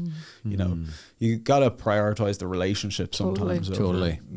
And unless she's doing something that, is directly morally illicit, then, it's not on you to straighten her out, and you do want to be, tend your own garden and all that, I suppose, of some sense of like, people have their own idea, and the best you can do really is like tell the truth and try and articulate what you think, and that's and be honest about your own vulnerability, in terms of, look, I'm not perfect here, but this is what I've come to through my own pathway. She's doing my course at the moment. I'm doing a course in Rathfarnham Parish, Beyond the Meaning Crisis, kind of within my own testimony, but doing like introducing people to all these thinkers of kind of like the Jordan Peterson, like John Vervaeke, Jonathan Pageau, like all the stuff that's happened online over the last 10 years to try and shrink that down in some sense. Mahan, that is so good. People can access it. And so this is the kind of prototype at the moment. Can anyone join that course? Anybody, yeah. I have people from like 70 years old to like 20. Is it in your, like, how do people? It's in the parish, yeah. Okay. I'm doing another one in January now. And your parish is? So January 26th. Rathfarnham in Dublin, yeah. I'm hoping I'll do it online probably soon as well for people on my YouTube. But this is, I'm basically trying to get it together so I can just keep doing it everywhere in some sense. And when do you do it on a Tuesday evening, 7 to 9. It's a 6 weeks course at the moment. Yeah, good for you. And you're teaching in UCD at the minute whilst doing a PhD. DCU, yeah. DCU. I'm teaching next semester, so this is my last year of my PhD. So okay. Got to finish that, unfortunately. Yeah. Well, can I just say, in terms of, we were saying this at the break, you're a natural teacher, and this is really, really good. And you know, yeah, you just break things down to actually exciting. Yeah, it really well, that's is. what I'm trying to do, to be honest. I think I'm naturally a teacher. I feel most myself when I'm teaching a lot of the time. Yeah. I have younger sisters and I would have been teaching them stuff. And it's kind of that's so good. my default. So yeah, hopefully they'll hire me after my PhD. That'll be, you know, good. I can get a job doing it. And so you're getting married soon? Yeah, next September 2026. Gosh, great. And Anna, you don't have to answer this if it's not appropriate, but is she in the faith? She was raised Catholic, similar, but has, you know, kind of, it wouldn't be like super into it, you know. So me going into it now and being like, I'm practicing and doing all this stuff is an ongoing dialogue, I suppose. Yeah. For a lot of people as well, like all my friends are all raised Catholic and everything, and they're all like, what are you doing, man? You're going to mass? Like, what are you going like, you know, it raises questions for people to be like, wait, you're actually doing this like the way you're meant to do it? Like, it kind of, so in that sense, it's coming up. And have you had to walk away from your friends, or are you still friendly with your friends? No, I'm still friendly with them. Yeah, like good for you. And they I mean, because I'm from a very secular place, as I talked about. Like I didn't know any practicing religious people before I was baptized, in a sense. So like, I'm kind of becoming that guy, and people have a lot of assumptions about it now. I think because they talk about like the quiet revival and like Gen Z kind of coming back to the church and stuff, and I think people have certain theories on that. A lot of the time they think it's a political thing, purely it's like an anti-woke like kind of movement. And I think there is some of that, but I also think it's a genuine, for me anyway, it's a path of transformation. Like you have to do it in order to be transformed. Like you can't, I'm not going to be transformed sitting on the couch. Like, you know, I'm not going to attain holiness if I'm not going to confession or I'm not paying attention to these things. Like, you know, you have to do it in order to contemplation and action. Exactly. Yeah. To participate and to live it in a way. And you know, and so for me, I was like, you can't do it without participating in some sense. But that seems to be a different attitude to a lot of people that I've met. For a lot of people, it's like an identity kind of thing, I think. Their atheism is an identity. Catholicism, really. I think it's like it's just something you're born with and you have it and you don't have to, you know. And also we've been inoculated from the true faith because what we've experienced through the culture or through whatever little exposure we've had to the church has given us the impression that we've experienced the true faith, and really it's just not. It's a bastardization of it. That's very interesting. Yeah, because you would have seen, I suppose, did you think at some point, would you say there was more of a truth faith in Ireland and that it's declined, or has it been like your whole life? So I'm your parents' age, and when I grew up, the first time I heard about England and that women couldn't walk down the street in England, I was shocked. Because they couldn't walk on their own at night in England and for fear of, that just wasn't the Ireland that we knew, you know. And people grew up with they mightn't have talked about it, but it was just in the culture. It was in the air that we breathed. We believed in God. Everybody went to mass. Now I grew up in Donegal. Maybe Dublin was different, but I don't think it was that different from Donegal at the time in the 70s. And everybody went to mass. And when I came back from college, even, I met all my friends at mass, you know. So it was that. So you're talking the 90s then at that stage, and so it was, and then it just all started to fall apart. Yeah, and there probably would have been within the mass like communities, relationships. Totally, like, people were more connected. People are very alienated now, very isolated. Yeah. But like relationships not lasting, not working. Totally, like, and it's the opposite, really. It's the opposite exactly, and the parish held us together, and it was the thing that we all had in common. You know, whatever, 98% of us are Catholic, 90% of those 98% went to mass in Donegal, you know, and so and you were a bit of a freaking oddball if you didn't go to mass, you know, and it was usually not for intellectual reasons, it was usually because you were a header, you know, and like literally, and at least if you went down and sat outside the church, you were at least attending mass, you know, and that's what some of the old fellas would have done, you know, but at least they were there and they were meeting people and they were somehow grounded by that system. They may not have been, you know, convicted about their faith, but they were grounded by a system, and that kept us all in terms of, you know, people who disagree with the church would say that we were under control, you know, but it actually kept us with a mirror up to say, okay, how are you behaving? You know, where are you at in your life? You know, it gives us a sense of purpose as well. And it unified people is the thing. Like when you throw that out, it's like what actually ties us together? Like what even ties, you know. I totally agree with you. Shared enemies. And then it goes down into family. The disintegration of the family as well. Because and the consequences of that for people, you know. And 20% of the people who are living in Ireland now were not born here. So we're inviting them into this new Irish experiment when we don't even know what it means to be Irish anymore. Yeah. And that's a very, very troubling place to be actually in. Yeah. And a lot of our politicians are very, very young and they haven't lived long enough to have experienced turmoil in their life, or, you know, maybe reflected on the consequences of what this experiment could mean in 50 years' time. And where the experiment is going in some sense. And like, we're inviting Islam into the country as well. And Islam, they're good people. Yeah, but together they think differently from us, and we assume that everybody who comes to this country thinks exactly the same as us, and that's just not the case. And even the people who are within this Christian project, or this you know, we're living on the fumes of Christianity, but we all, you know, there's differences even within that, but you take a whole new belief system and you throw it in there and think that it's all going to be okay. It's not going to be okay. And it's not okay in the UK, which is, you know, our nearest neighbour. And they only have 6% of the people who are living there who are born outside of the country. And it's they have massive problems in the UK. Yeah, I think that whole secular experiment, I mean, that's, people are kind of waking up and being like, this isn't going anywhere good. Like, this doesn't seem to be working. People are, I mean, the youth mental health crisis, I mean, the statistics on people being anxiety and depression and loneliness and addiction are like, you know, is this the Mecca that you were promised for leaving Catholicism? It was like, you leave Catholicism behind and things are going to be what? Like fragmented, depressed, unhappy and addicted? Like, it's not really a better alternative now. Yeah. And it made the Catholicism that we experienced growing up made sense out of evil that happened. It made sense out of difficult circumstances that we had no choice but to go through.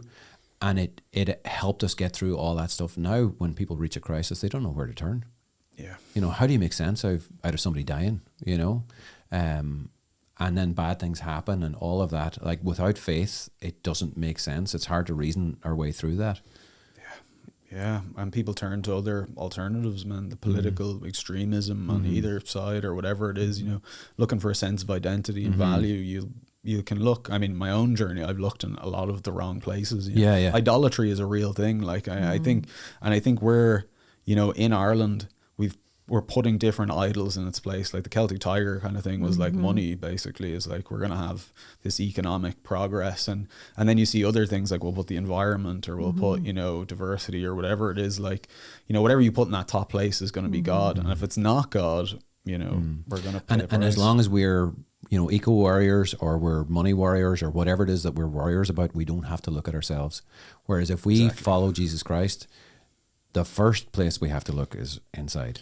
Yeah, the beam in your own eye rather than the dust brother note in your brother. Yeah, and that's, I mean, there's so many different angles to it. You know, cliffs you can fall off, and I don't know. Yeah, I'm so glad to have found the faith in a sense, and to have trust in Christ and trust in the Holy Spirit and God to guide me, I suppose, where I need to go, and whatever happens, man. You know, that's Mahan. I would say that God is going to use you. But I would say even more true is that God is already using you. Yeah, I think so. Yeah. And your story is profound. If there was one, like, say now on your journey, is there one book or something that you would recommend to say, young people like yourself who are like, okay, I'm not content with this life. Yeah. Like I hear you talking about Peterson and, you know, doing the right things. Was the 12 steps? Yeah. Or 12 rules? I actually, with Peterson, I probably wouldn't recommend the books. I think they're hard. They're hard books, yeah. and they're kind of weirdly like they're derivative of his first book, which is nearly impossible to read, really, if you're not like a super nerd. But his lectures, like the Maps of Meaning lectures, which are free on YouTube, are amazing. Like, and personality and transformations, really, really good, deep stuff, and it will get. I mean, they are kind of religion light, but they're also psychologically very sophisticated. Like that Maps of Meaning book, I think, is still ahead of current cognitive science and cognitive psychology. Like I do stuff because technology affects people's cognition and attention. Like I do research in there, and there's stuff there that I'm like, they haven't caught up to Peterson yet. Like, so in that sense, yeah, that I think is really good stuff. John Vervaeke's another guy who I'm a fan of. Jonathan Pajot. I kind of call these guys like the meaning crisis resistance fighters almost. They're guys that kind of fought back against the materialism and that the nihilism that comes from that. So they're all very good, yeah. And Ian McGilchrist is another guy. So what are you doing your PhD in? So I do digital ethics. It's the ethics of the attention economy. Wow. So that's the business model of social media, basically, is they commodify user attention. It's not really disconnected from the other stuff, to be honest. I used to think it was different, but I think social media and the internet is a way of dealing with the meaning crisis, essentially. Like, we had this fragmentation, so it was like, what connects us together? We're going to build this physical cyberspace, essentially, to connect people that are disconnected. So it was almost a kind of utopian, you know, Western liberal democracy kind of attempt to bring people back together. But then the consequences of that are like, you know, we're seeing it more now. Like Oxford's word of the year last year was brain rot. I don't know if you've heard of this. People brain rot because they're feeling like completely, you get burned out from it also, but also just all these silly ideas that are constantly coming up. And so how it works basically is like they commodify attention. So the more people look at it, the more they get paid. That's why the platforms are free, is because they don't make, the users aren't the customers are the advertisers and the third parties. So they get as many people on as possible, and then they sell access to those people's minds to modify their behavior to other people who could be anybody. I mean, they could be Russia and China, like you don't know who it is necessarily, but it's been this weird kind of loophole. Like, we haven't been able to deal with it very well, because it's come from the market, and then it's like, should the government control that? Then are we like China? And like, you know, it's occupied this middle ground that we haven't had a good solution. It's like the Truman Show. Yeah, it's a simulated reality, and a simulated reality, I compare it sometimes to, you know, Hansel and Gretel, the witch's house. So like, it's like in the West, we're kind of lost in the forest wandering around, and social media is a candy house, basically. It's like, you know, there's endless novelty, endless entertainment. You might even learn some stuff, like there's some good stuff on there, but the actual house itself, it's like the casino always wins in a way. It's like that house wants to keep you in there for as long as possible, and it doesn't care about anything else in your life, basically. Like, the more the digital, because we've integrated into economics, into politics, into relationships, it's like that's its end game, essentially, is to have people on there more than they're in the physical world. They used to say it was like the internet was a break from reality. Now reality is a break from the internet. Like, and I find myself doing that. Yeah, I actually find myself in conversation, pulling out my phone to look, and then I'm like, what am I even doing? Yeah, and I study them, and it all works on me. So like, there's no connection between like your knowledge and your actual act, because it's working on such a, like, it's the same technology they use for like experiments on rats and behaviorism, like training them to navigate rewards, and like, I don't know if you know, like Pavlov's dogs where they'd salivate. It's all that kind of conditioning, reinforcement learning that they've just applied to billions of people, essentially. And we're the product. Yeah. And our culture is the product, is the other thing. Like, the social media, smartphone, internet combo is the new culture, in a sense. It's this new digital culture that links, it's where the ideas are coming from. Like RTE and stuff like that is going to be, they're gone. I mean, they're gone. Like, they can't compete with like a 15-year-old in Sweden with a webcam that's got 10 million followers or something. It's like, he spends nothing and you have to spend loads of money to do this. Like, I was listening to News Talk during the week, and they had 2 positive news feeds items on Donald Trump and Melania Trump, and I'm like, what is happening with the mainstream media, that this has happened 2 in a row.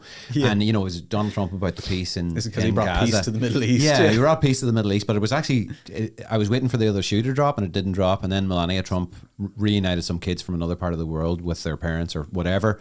And I was waiting for the other shoe to drop, and neither time did the shoe drop. So I'm like, have the mainstream media cottoned on to the fact that people aren't actually listening to them, and therefore they're trying to go after the people who are online to try and capture them and bring them back, you know? I mean, how can they compete in that environment is the thing of like, I've talked to a lot of journalists and stuff in my research, because they're just like, we're screwed. Like, we can't, they need to find it's another all job. about clicks. It's all about like, there's no, like, newspapers have to compete on the internet, the legacy media outlets. So it's like, you might as well just be on the internet. You know? The difficulty with that in the Catholic sphere is that, you know, you take the latest Pope Leo, they're looking for something on him. Oh man, Pope Leo, I feel for him. Like, Yeah, everything he does. Is Pope like, Francis, you know, he gave first digital Pope, but he gave them something to go on because he wasn't careful enough with his words, and that just spiraled. And you had, you know, you had a whole industry set up on the online that were basing their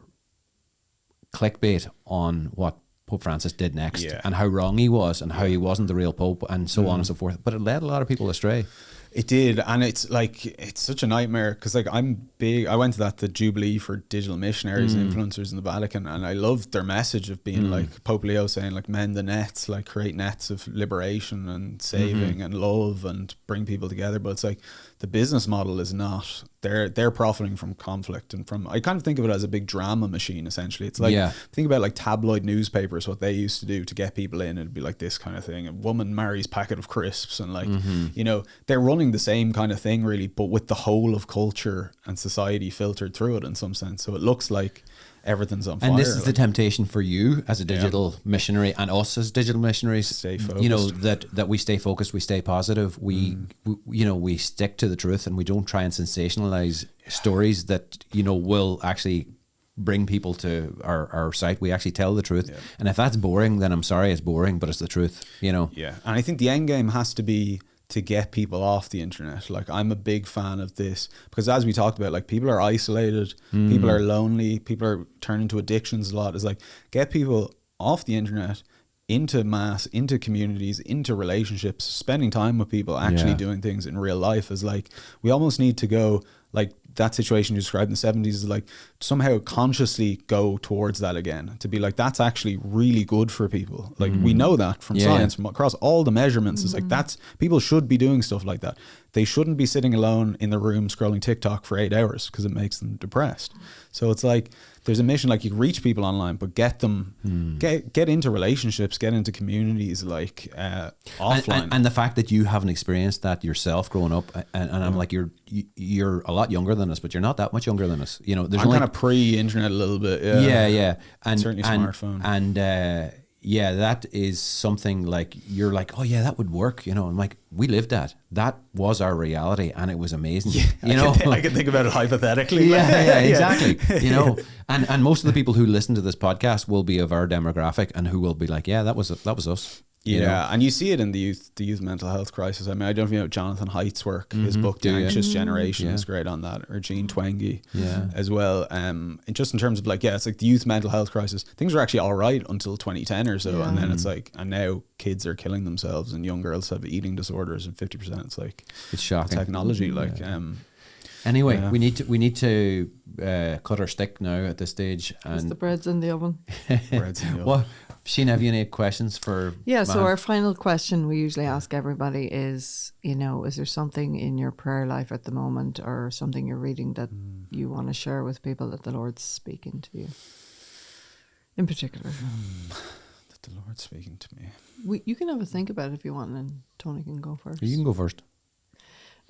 So I have been reading about the earlier Christian saints, and like the life of Saint Macrina. I don't know if you've ever read of her.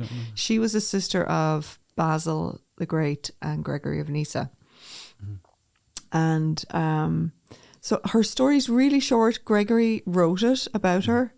It's very moving, and it is just about a life. Now, okay, in modern terms, it's quite, strict and ascetic. But for me, I feel like the Lord is calling me to look at what my idols are. And in particular this year, because for Lent, I gave up unnecessary shopping. So nice. I feel like I'm on this journey now of like, okay, am I hoarding? Like, as do I need to purge? And I know I do. So it's like she was buried, and her brother Gregory, when she died, her brother was like, where's her fine linens so we can bury her? And they said, this is all she has. She has nothing else.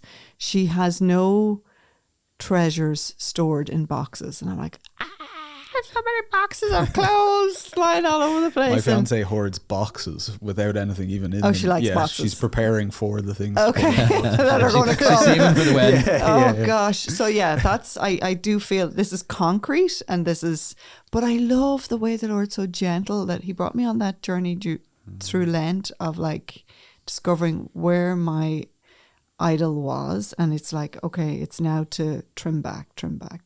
Yeah. Yeah, for me, I have a side hustle where I mess about with cars, and I'm driving a good car because of it. But I feel like the Lord has asked me to simplify my life, and similar to Sheena, and I'm much more at peace with it. I'm very much at peace with it, and that's just to not to drive a bad car, but to not be flipping cars the whole time, which is what I do, just to take a break from that and really take it easy. So if you need a change of your IS 200, Mahan, we'll sort you out. But I'm your man. Fair, I'll come. Yeah, if I need any parts, I'll look you up. I at the same time, I like both of us have expressed similar things. But I don't want listeners to think that, look, like for me, looking well and having a nice clothes is not a bad thing. That's a good thing. Yeah. Having cars that work well and being able to provide your children with an opportunity to buy good cars, that's a good thing. Yeah. It's where our heart is in it, Yeah. And my heart is putting it way down the pecking order. I think that's where I'm coming from. Exactly, yeah. So we don't have to like completely abandon both of these things that we like, but it's like, okay, it has the shift gone to idolatry. Yeah. I mean, that's really interesting for me. Something I suppose similar of like that I've been in ideas and books for so long that I need to spend more time with people, I think is the main thing of like talking to people, that idea of just loving your neighbor, like of loving people in front of you, of willing the good of them, of all kinds of people. I went out with the Legion of Mary a few weeks ago, and we went around Dublin giving out the miraculous medals and stuff, and like praying with homeless people, and like I was like, yeah, this is definitely what I need to be, because it's something I've never done before in some sense, and so I need to connect with people in that way, and then tell the story and try and bring people back to the faith in a way that's based on a real living connection, relationship with Christ. Henry Nouwen, I listened to a podcast called Abiding Together podcast. It's fantastic. But they talked about, they started with a quote from Henry Nouwen talking about the need for putting the books away, the conferences away, and all these discussions about God. And actually the desire of his heart is to live with people. And that doesn't necessarily mean actually live in their house, but like know their dog's name, know their children's names, sit at their table, do life with people. I just thought that was so beautiful. I don't remember the quote, but that's the essence of it. Yeah, totally. And we're starved for it. Yeah. I think that's for my generation anyway, and younger generations, it's that. Yeah. It's part of our problem. Years ago in the Irish language, I've said this on here before, but there's an expression called ag bahantiacht, and that was like you just visited. You went in, there was a half door, but there certainly wasn't a lock on the door, and you just went and visited your neighbours. That's a real country thing, isn't it? You just go up and just knock on their window, or so. I have cousins in Galway, man, people just appear in their house. Well, for years. It's not the same anymore. Like, I think after COVID, there's not as many people don't even knock on the door, they just come in the door, and that's not happening as much. I feel, after COVID. COVID was huge for that, wasn't it? Like, really separated people from each other. Yeah, and it's almost as if we need to kind of pull those reins back in and 100%. Sit in the driver's seat again of our lives and say, okay, no, actually, this is how we want to live. We want to live in communion. We want to start visiting again. And anyway, there's my little rant. Mahan, let's say a wee prayer for you and Anna. I know you're not getting married for a year, but let's pray it anyway. Lord Jesus, we want to give you Mahan and his beautiful bride Anna, who we haven't met, but we're looking forward to meeting at some stage. We ask you to bless them and keep them, and bless their courtship and bless their family in the future. Amen. Amen. Man, thank you. It's been a pleasure. Really, like genuinely. Yeah, so good. I could do this every Saturday. Thanks, Robert. Robert, thank you. Appreciate it. Yeah. Hey guys, hope you enjoyed this video. Please like, share, and subscribe. It's free. Share with your family and friends. Enjoy.